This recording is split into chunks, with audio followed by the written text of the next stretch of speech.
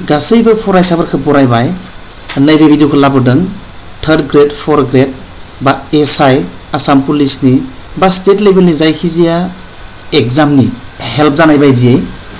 सो दिनै सावरायगोन जोङो आसाम हिस्ट्रिनि आहम रायजोनि मोननैसो इम्पर्टेन्ट माने राजा गिबि जागायजेननाय राजानिफ्राय जोबथा राजासिम गिदिर गिदिर माने जाथायफोर मायथाइफोर बेबायदि बिराद एग्जामफ्राव फैफ्लेबाय थानाय मोननैसो इम्पर्टेन्ट आहम रायजोनि सोमोन्दै जों सावरायगोन सो नोंथांमोना जुदि स्टेट लेभेलनि जायखिजाया कम्पिटिटिभ एग्जामनि थाखाय प्रिपारेसन खालामबाय थादोंबा नैबे भिडिअआ बिराद इम्पर्टेन्ट जागोन आं बुंदों जास्ट आंजों नोंथांमोना 15 निफ्राय आधा घन्टा माने बियार खालाम भिडिअखौ नाय आरो लिरख'नानै लाखि स्क्रिनशट खालाम बहुत बेनिफिट जागोन आं गेरान्टि दं मानो होननानै बुङोबा आं जेसेबां एग्जाम होबाय स्टेट लेभेलनि बा पेपार नायबाय कुइसन पेपार बेखिनि जिनिसनिफ्रायनो फैफ्लेबाय थानाय नुगोन आरो नुदों आरो नोंथांमोनाबो आसरित जागोन सोमोनांगोन आंनि भिडिअखौ नायखांनायनि उनाव रियेलि बे माखासे पइन्ट्स जायफोरखौ आं सावरायनो नागिरदों बेनिफ्राय माखासे सोंथि नोंथांमोना बिरखांनाय नुनो मोनगोन जायखिजाया कम्पिटिटिभ एग्जामाव स्टेट लेभेलनि सो गेरान्टि होनना बुंदों आङो मोननैसो हाइलाइट खालामनाय सोंथिफोरखौ नोंथांमोना हायोबा बुंनाय नैबे सोंथिफोरनि फिननायखौ कमेन्ट बक्सआव लिरनानै हर गिबियावनो बुंदों आहमफोरनि स्पेलिंफ्रा मिस्टेक जानो हागौ आं मुखा मुखा लिरदों हाखु दाखु जियानो जा आहमफोरनि गिबिसिन राजाया सोरमोन जानांगौ बियो स्पेलिंखौ कनसिडार खालामदों आङो फरायनानै खोन्थानि आंहा हाखु दाखु लिरनाय एसे मिस्टेक जालांदों बरपात्र गहाय मासिखौ सोर आहम राजाया सोरजिदोंमोन 2 नाम्बार 3 नाम्बार 1536 मायथाइयाव सोर आहम राजाया कसारि रायजोखौ दखल खालामदोंमोन एकदम इम्पर्टेन्ट आरोखि आरो सरायघाटनि दावहाया माब्ला आरो सोर आहम राजानि समाव जादोंमोन जेब्ला सरायघाटनि दावहा जादोंमोन बे समाव आहम राजाया सोर सासन खालामबाय थादोंमोन सोर आहम राजाया सासन खालामबाय थादोंमोन कामरुपाव एबा आसामाव 2 नाम्बार मुगलनि सान्थ्रि गाहाय मिर जुमलाया माब्ला आसाम गाग्लोबफैदोंमोन भेरि इम्पर्टेन्ट आरो ट्रिटि अफ खिलाजारिघाट मा मायथाइयाव जादोंमोन 2 नाम्बार बिराद इम्पर्टेन्ट आरो बेबायदि माखासे इम्पर्टेन्ट आं जास्ट मोन 2 सोंथिल' हाइलाइट खालामबाय बे भिडिअआव नोंथांमोना बे कमेन्ट बक्सआव लिरनानै हर बे सोंथिफोरनि फिननायखौ आरो हायाब्लाबो जेबो नङा आंनि भिडिअखौ नायनायनि उनाव नोंथांमोना मोनफ्रोमबो सोंथिनि फिननायखौ हरनो हागोन बियो 100% सियर थ' अब्ला जोङो जागायनोसै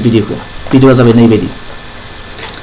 बे जाबाय स्पन्सर खालामदों विलपार कचिं सेन्टार गौरेश्वरनि जोंनिनो कचिं सेन्टार बियो बे कचिं सेन्टारनि एजिसाव आं बे भिडिअखौ प्रिपेयार खालामदों थांनाय जोङो मोननैसो इम्पर्टेन्ट गोजौ लिरदों फेमास आहम रुलार्स दियार nickname and important related events बिराद इम्पर्टेन्ट आरोखि सुकाफाया आहम रायजोखौ जागायजेनदोंमन 1229 मायथाइनिफ्राय 1261 मायथाइसिम आरो बिराद इम्पर्टेन्ट मोनसे जिनिस बिथांनि रुलनि समाव मुं लाखिनो गोनाङा जाबाय मोनसे प्राइम मिनिस्ट्रियेल पोस्ट बुराहा गहाय आरो बरगहाय बे पोस्टखौ सुकाफाया सोरजिदों बहुत इम्पर्टेन्ट परिखायाव फैफ्लेखाबाय थानाय बियो बिनि उनाव आङो बहुत माने आहम रुलार्सफोर दङ नाथाय बेनि गेजेराव आङो इम्पर्टेन्ट आरो पावारफुल आहम राजाफोरनि सोमोन्दै सावरायनो नागिरदों नेक्स्टआव सावरायगोन जोङो सुदांफा 1397 निफ्राय 1407 मायथाइसिम बियो सासन खालामदोंमोन आसामाव आरो बिथांनि निकनेम बामुनि कुंवर होननानै मिथियो बिथांखौ सोंथि सोङो बामुनि कुंवर होननानै सोर आहम राजाखौ मिथिनाय जायो भेरि इम्पर्टेन्ट ओमफ्राय बिनि समाव मा जादोंमोन official entry of Hinduism first Hinduism माने हिन्दुनि मोदाय सिबिजेननाय जादोंमोन आहमनि राज उलाफाताव नैबे सुदांफानि समाव भेरि इम्पर्टेन्ट आरो बे विष्णु हिन्दु मोदाय माने विष्णुखौ आहमनि कर्टआव फार्स्ट सिबिजेननाय जादोंमोन बे सुदांफानि समनिफ्राय भेरि इम्पर्टेन्ट जायखौ बामुनि कुंवर होननानैबो मिथियो नेक्स्ट राजाजों सावरायनो गोनां जाबाय सुहुंमुं बहुत इम्पर्टेन्ट 1492 मायथाइनिफ्राय 1539 मायथाइसिम कामरुपा सासन खालामदोंमोन आरो बिथांखौ स्वर्गनारायण होननानै मिथियो स्वर्गनारायण आरो बिथाङानो फार्स्ट आहम रुलार जाय माने हिन्दु मुं लाजेनदोंमोन सोङो हु इज द फर्स्ट आहम रुलार्स हु एज्युम्ड द फर्स्ट हिन्दु नेम लानाय आहमनि फार्स्ट रुलारा सोर सुहुंमुं आरो बे सुहुंमुंखौ दिहिंगिया राजा होननानैबो मिथिनाय जायो बेयाव लिरनाय जादियासै जियानो जा बिराद इम्पर्टेन्ट बेबो सुहुंमुंखौ आरो गुबुन मोनसे मा मुंजों मिथिनाय जायो बेबायदि सोंथि सोङो अब्ला बेनि एन्सारा जागोन दिहिंगिया राजा भेरि इम्पर्टेन्ट बेयो सुतिया रायजोखौ माने आहम रायजोजों एनेक्स एबा सरजाबफादोंमोन 1523 मायथाइयाव आरो कसारि रायजोखौ 1536 मायथाइयाव बे सुहुंमुं एबा दिहिंगिया राजायानो स्वर्गनारायणानो आहमनि रायजोजों सरजाबफादोंमोन बहुत इम्पर्टेन्ट एग्जामफ्राव फैफ्लेबाय थानाय पइन्ट्स आरोखि नेक्स्ट राजा जों सावरायगोन सुक्लेमुं। सुक्लेमुंआ सासन खालामदोंमोन आसामाव 1539 निफ्राय 1553 मायथाइसिम आरो बिथांखौ गरगया राजा होननानैबो मिथियो। बहुत इम्पर्टेन्ट बिसोरनि निकनेमफोरखौ गोसोआव लाखिथारनांगोन मानो होनबा परीक्षायाव जायखिजाया कम्पिटिटिभ एग्जामफोराव बिथां आहम राजाफोरनि निकनेमा लिरनाय फैखाथारो आरोखि सोरखौ गरगया राजा होननानै बुंनाय जायो मिथिनाय जायो अब्ला सुक्लेमुं। आरो सुक्लेमुंनि समाव बिराद इम्पर्टेन्ट जाथायफोरा जाबाय मा गरगाव पुखुरिखौ बे सुक्लेमुंआनो जावदोंमोन आरो नागा आलिखौ बे सुक्लेमुंनि समावनो जावनाय जादोंमोन आरोखि। सुक्लेमुंनि उनाव जों सावरायगोन सुकाम्फाया जाबाय सुक्लेमुंनि उनाव राजा जादोंमोन। बे 1523 मायथाइनिफ्राय 1503 मायथाइसिम बे सासन खालामदोंमोन कामरुपआव आरो बिथांखौ खरा राजा होननानैबो मिथिनाय जायो आरो बिथांनि समायाव दुर्गा फुजिजेननाय जाजेनदोंमोन आहमनि राजउलाफादाव। फार्स्ट जादोंमोन सुदांफानि समायाव सुदांफानि समायाव आहमनि अफिसियेल एन्ट्रि जादोंमोन फर्मेलि हिन्दुइजमनि एन्ट्रि जादोंमोन माने विष्णुखौ फुजिजेननाया आहम राजउलाफादाव हाबजेनदोंमोन। बेनिफ्राय जोङो सेकेन्ड मोनबाय मा नै सुक्लेमुंनि समावनो सुकाम्फानि समावनो एबा खरा राजानि समावनो माने नैथि एन्ट्रि जादोंमोन हिन्दुइजमनि माने हिन्दुनि गडेसफोरखौ फुजिजेननाय जादोंमोन नैथि खेबनि थाखाय दुर्गाखौ आरो बेयो सुकाम्फानि समाव जादोंमोन जायखौ जों खरा राजा होननानै मिथियो। बहुत इम्पर्टेन्ट बेनो प्रताप सिंह बहुत इम्पर्टेन्ट प्रताप सिंहनि मोनसे सोंथि फैनो नागिरो कम्पिटिटिभ एग्जामफोराव। प्रताप सिंहआ कामरुपआव सासन खालामदोंमोन 1503 मायथाइनिफ्राय 1541 मायथाइयाव आरो बिथांखौ बुद्धिस्वर गोनारायण होननानैबो मिथिनाय जायो आरो बुरहा राजा होननानैबो मिथिनाय जायो नङाबा सुसेंफा होननानैबो मिथिनाय जायो सोरखौ प्रताप सिंहखौ। आरो बिथांनि समाव बहुत इम्पर्टेन्ट इभेन्ट जादों जेरैबायदि फार्स्ट आहम आरो मुगलनि कनफ्लिक्टआ जाजेनदोंमोन बे आहम राजा प्रताप सिंहनि समावनो। सोंथि सोङो सोर आहम राजानि समाव गिबि आहम आरो मुगलजों कनफ्लिक्ट माने दावहा जाजेनदोंमोन बे प्रताप सिंहनि समावनो। भेरि इम्पर्टेन्ट आरो प्रताप सिंहनि समाव बिराद इम्पर्टेन्ट मोननैसो जिनिस जाबोदोंमोन बे जे पाइक सिस्टेम आरो पसा सिस्टेम होननायखौ बे प्रताप सिंहआनो बानायदोंमोन आरोखि। पाइक सिस्टेम बहुत पावारफुल आरो एकदम मुं गोनां मोनसे फेमास मोनसे सिस्टेम पाइक सिस्टेम आरो पसा सिस्टेम नोंथांमोननो बेनि सोमोन्दै आं इयुनाव बुजायगोन बहुत इम्पर्टेन्ट। आरो बेनि समावनो प्रताप सिंहनि समावनो ट्रिटि अफ असुरल आली 1539 मायथाइयाव जादोंमोन। बहुत इम्पर्टेन्ट ट्रिटि अफ असुरल आली आहम आरो मुगलफोरनि गेजेराव जादोंमोन बे ट्रिटि अफ असुरल आलीया 1539 मायथाइयाव। आरो बिराद इम्पर्टेन्ट बे जाबाय मा बरबरुआ आरो बरफुकन मासिखौ जितु माने राजानि गाहायाव मोनसे पोस्ट थायोमोन बे पोस्ट मोननै गोदान पोस्ट सोरजिदोंमोन बे जाबाय बरबरुआ आरो बरफुकन बे मासि मोननैखौ सोरजिदोंमोन प्रताप सिंहआ। आरो गिबियाव जों मोनबोदोंमोन माने बुरहा गहाय आरो बर गहाय बे मासिखौ सोरजिदोंमोन सुकाफाया बहुत इम्पर्टेन्ट आरो बरपत्रा गहाय मासिखौ सोरजिदोंमोन सुहुंमुंआ बहुत इम्पर्टेन्ट। दाना मोनलायबाय जों प्रताप सिंहआबो मोननै पोस्ट क्रिएट खालामदोंमोन बे जाबाय बरबरुआ आरो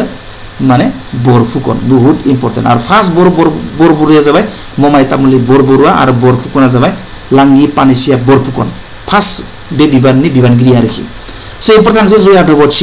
सिंह बहुत इम्पर्टेन्ट 1542 मायथाइनिफ्राय 1523 मायथाइयाव बियो सासन खालामदोंमोन कामरुपआव आरो बेखौ भागानिया राजा होननानै मिथिनाय जायो बहुत इम्पर्टेन्ट। सोर आहम राजाखौ भागानिया राजा होननानै मिथिनाय जायो बहुत इम्पर्टेन्ट जयादव सिंहखौ। दा जयादव सिंहखौ आरो गुबुन मा मुंजों मिथिनाय जायो भागानिया राजा। बिथांनि समावनो मिर जुमला मुगल जेनेरेल माने मिर जुमलाया आसामखौ गाग्लोबनो फैदोंमोन आरो बे आसामखौ गाग्लोबनो फैनाय समावनो बे मिर जुमलाजों आरो आहमनि जयादव सिंहजों मोनसे ट्रिटि जादोंमोन बे जाबाय ट्रिटि अफ खिलाजारिगा 1523 मायथाइयाव जादोंमन। बहुत इम्पर्टेन्ट ट्रिटि बे ट्रिटिनि टार्म्स एन्ड कन्डिशनखौ जों जेब्ला हिस्ट्रि सावरायगोन बेयाव आं डिटेल्सआव बुजायगोन दिनै जास्ट बेखौनो मिथिनानै ला मुगल आरो आहमफोरनि गेजेराव जेब्ला जयादव सिंहआ माने सासन खालामदोंमोन कामरुपआव अब्ला मिर जुमलाया मुगल जेनेरेला माने 1523 मायथाइयाव कामरुपजों मोनसे ट्रिटि बानायदोंमोन बे जाबाय ट्रिटि अफ खिलाजारिगा बहुत इम्पर्टेन्ट। चक्रधव सिंह बहुत इम्पर्टेन्ट चक्रधव सिंहआ 1523 मायथाइनिफ्राय 1529 मायथाइसिम सासन खालामदोंमोन आसामखौ आरो बिनि आहम मुङा जाबाय सुपुंमुं आरो बिथांनि समावनो बेटेल अफ आलावय जादोंमन। बेटेल अफ आलावय बे आलावयनि दावहाया बे चक्रधवनि समावनो जादोंमोन बहुत इम्पर्टेन्ट। बिदिनो जों सावरायगोन बहुत इम्पर्टेन्ट राजा बे जाबाय उदय दत्त 1529 मायथाइनिफ्राय 1523 मायथाइसिम बियो सासन खालामदोंमन कामरुपआव आरो बिनि आहम मुङा जाबाय सुनितफा जानांगौ बियो सुनितफा थिगानो दङ सुनितफा बिनि आहम मुङा। आरो बे उदय दत्तनि समावनो बहुत गिदिर दावहा जादोंमोन आसामाव जाय दावहानि सोमोन्दै गासिबो मिथिगौ गथ'निफ्राय जागायजेननानै बोराय बैसोसिम बे जाबाय मा सरायघाटनि दावहा जाय दावहाया 1671 मायथाइयाव जादोंमोन आहम आरो मुगलफोरनि गेजेराव बहुत इम्पर्टेन्ट एकदम इम्पर्टेन्ट आहम आरो मुगलफोरनि गेजेराव जादोंमोन सरायघाटनि दावहाया 1671 मायथाइयाव आहमनि राजाया बे समाव सोरमोन बे समाव आहमनि राजाया उदया दत्तमोन किन्तु गोसोआव लाखि चक्रधर सिंह नङा दै सोरबाया हयथ' चक्रधर सिंह नंनोबो हागौ बियो नङा उदया दत्तनि समावसो सरायघाटनि दावहाया जादोंमोन बहुत इम्पर्टेन्ट रत्नध्वज सिंहा बहुत इम्पर्टेन्ट 1670 1681 मायथाइयाव बहुत इम्पर्टेन्ट बयबो मिथिगौ बेखौ सुलिकफा एबा सुलिकफाना जों मोन्दोंमोन आगोल फरायनो जेब्ला जों हाई स्कुल आरो एलपि स्कुलाव फरायदोंमोन बेखौनो रत्नध्वजनि माने आहम मुङा जाबाय सुलिकफा एबा सुलिकफा जायखौ जों लरा राजा एबा गथ' राजा होननानै मिथिनाय जायो मानो होनबा बियो उन्दै समावनो राजा जादोंमोन बेनिखायनो बेखौ लरा राजा होनना बुङो आरो सुलिकफा बिनि आहम मुङा बहुत इम्पर्टेन्ट बिनि समावनो जयमतिखौ शास्ति होनाय जादोंमोन जयमति शास्ति होननाय जों मोनसे सल' मिथिगौ जे बे जयमति होननाय सासे हिनजावखौ बिसिखौ रत्नध्वजनि समावनो शास्ति होनाय जादोंमोन लालुक सलाया माने बे समायाव जेनेरेलमोन आरोखि बे रत्नध्वजनि लालुक सला बरफुकनमोन आरोखि लालुक सला बरफुकनानो बे नैबे जयमतिखौ राजउलाफादाव लाबोनो बिराद शास्ति होदोंमोन दै गुदुं सारनानै बुदोंमोन बहुत माने अत्याचार खालामदोंमोन बे जयमतिखौ आरो बे नैबे रत्नध्वज राजा जानाय समावनो जादों आरोखि नेक्स्ट गदाधर सिंह बहुत इम्पर्टेन्ट गदाधर सिंहआ राजा जादोंमोन आसामाव 1681 निफ्राय 1696 मायथाइसिम आरो बिथांनि माने नेक्स्ट निकनेमा जाबाय सुपाप्पा आरो बिथांनि समाव जादोंमोन बेटेल अफ इटाकुली 1682 मायथाइयाव बहुत इम्पर्टेन्ट आरो बेनो मुगल आरो आहमनि गेजेराव जानाय जोबथा दावहामोन बहुत इम्पर्टेन्ट जोङो आहम आरो मुगलनि गेजेराव जानाय जोबथा दावहाया मामोन सोङो आरोखि होमब्ला बेटेल अफ इटाकुली बा सोङो बेटेल अफ इटाकुलिया मा मायथाइयाव जादोंमोन 1682 मायथाइयाव बा सोङो बेटेल अफ इटाकुलिया सोरनि गेजेराव जादोंमोन अब्ला आहम आरो मुगलफोरनि गेजेराव जादोंमोन आरो गदाधर सिंहनि समाव बिराद इम्पर्टेन्ट मोननैसो सिस्टेम एबा खामानि जादोंमोन बे जाबाय मा लेन्ड सार्भे हाखौ जे सार्भे खालामो बे सिस्टेमा माने आहम राजानि मा समनिफ्राय बे जागायजेनदोंमोन बे नै गदाधर सिंहआनो बे लेन्ड सार्भे खालामनाय सिस्टेमखौ दिहुनजोबदों बानायजेनदोंमोन आरोखि गुवाहाटीनि उमानन्द धदर आलि गुवाहाटीनि उमानन्दखौ सोर लुदोंमोन बे गदाधर सिंहआनो लुदोंमोन आरो धदर आलि बबेथिंबा दङ बेयो बे धदर आलिखौबो बे गदाधर सिंहनि दैदेननायावनो बा बेनि समावनो लुदोंमोन आरोखि बहुत इम्पर्टेन्ट तारा थांजों रुद्र सिंहआ बहुत इम्पर्टेन्ट 1692 मायथाइनिफ्राय 1741 मायथाइसिम सासन खालामदोंमोन कामरुपा आरो बिनि माने गुबुन मुङा जाबाय लाइ आरो बिथाङानो लुदोंमोन कारें घर जायखौ जोङो बयबो मिथिगौ रावबो मिथियै गैया तलातल घर बिहु सेलिब्रेसन फार्स्ट आहमनि राजउलाफादाव जाजेनदोंमन बे रुद्र सिंहनि समावनो बहुत इम्पर्टेन्ट पइन्ट्स सोर आहम राजानि समनिफ्राय बिहुखौ फालिजेननाय जादोंमोन गिबि समनि थाखाय बे जाबाय मा रुद्र सिंह रुद्रसिंहनि जों सावरायगोन प्रमत्त सिंह 1740 निफ्राय 1782 मायथाइसिम आरो बिथाङा रंघरखौ लुदोंमोन आरोखि जायखौ जों मिथिगौ रंघर शिबसागर आपार आसामाव दं आरो लक्ष्मी सिंहा राजा सासन खालामदोंमोन 1769 मायथाइनिफ्राय 1780 मायथाइसिम आरोखि दाना मोनसे इन्टारेस्टिं घटना बेयो जादों माने बहुत गिदिर घटना बेयो जाबाय मा फार्स्ट मावमारियान रिबिलियन मावमारियानि बिग्रायनाय 1769 मायथाइयाव जादोंमोन आरो बे समाव आहमनि राजाया लक्ष्मी सिंहामोन आरोखि बा सोंनो हागौ लक्ष्मी मावमारियानि गिबि दावहाया सोर आहम रुलारनि समाव जादोंमोन सोर आहम खुंगिरिया सासन खालामबाय थानाय समाव मावमारियानि गिबि दावहाया बिग्रायखांनाया जादोंमोन अब्ला लक्ष्मी सिंहा बहुत इम्पर्टेन्ट गौरीनाथ सिंह जों नेक्स्ट आहम राजा 1780 आरो 1794 मायथाइनि घटना बेयाव जामा सासन खालामदोंमोन बियो गौरीनाथआ अब्ला बिनि माने आहम मुङा जाबाय सुहित फुंफा आरो बेनि समाव माने मा जादोंमोन नैथि मावमारियान रिभलुसन जादोंमोन आरोखि नैथि मावमारिनि बिग्रायनाय जादोंमन 1780 मायथाइ बहुत इम्पर्टेन्ट चन्द्रकान्त सिंहा 1711 आरो 1719 मायथाइयाव राजा जादोंमन एबा सासन खालामदोंमोन बेनि गेजेराव बेनि जाबाय आहम मुङा जाबाय सुदिंफा आरो बेनि समावनो फार्स्ट बार्मिस इनभेजन मानफोरा आसाम गाग्लोबनो फैदोंमोन आरोखि सोर आहम राजानि समाव मानफोरा कामरुप गाग्लोबनो फैदोंमोन बार्मिसफोरा कामरुप गाग्लोबनो फैदोंमोन अब्ला मिथिखा चन्द्रकान्त सिंहानि समावनो फार्स्ट बार्मिसफोरा माने आसाम गाग्लोबनो फैदोंमोन आरोखि नेक्स्ट राजाया पुरन्दर सिंह जेब्ला राजा जादोंमोन अब्ला बार्मिसफोरा नैथि खेबनि थाखाय आसामाव गाग्लोबनो फैदोंमन बिनि उनाव फिन चन्द्रकान्त सिंहायानो राजा जाफिनो आरो जेब्ला चन्द्रकान्त सिंहाया राजा जायो अब्ला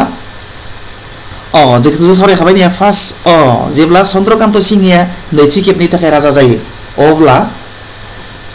इंलेन्ड आरो बर्मानि गेजेराव फार्स्ट दावहाया जायो आरोखि फार्स्ट एंग्ल' बार्मिस वार होनना बुङो 1924 मायथाइयाव आसामावनो इंलेन्डफोरनि मानसिजों इंलेन्डफोरजों आरो बार्मिसफोरजों इंलिसफोरजों बार्मिसफोरजों दावहा जायो आरो जायखौ